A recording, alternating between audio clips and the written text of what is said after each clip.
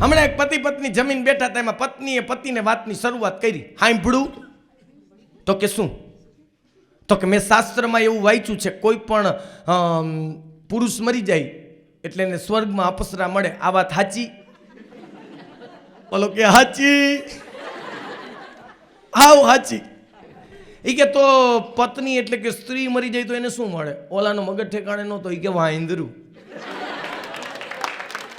આ બેનનો કેવો મગજ જાય, પણ બેન ગુસ્સે થયા જ નહીં. બોલો, એને બુદ્ધિનો ઉપયોગ શરૂ કર્યો. કે પુરુષ કેટલા નસીબદાર નહીં, એને વાંય અપસરા ને આયા અપસરા, અને અમારે તો વાંદરું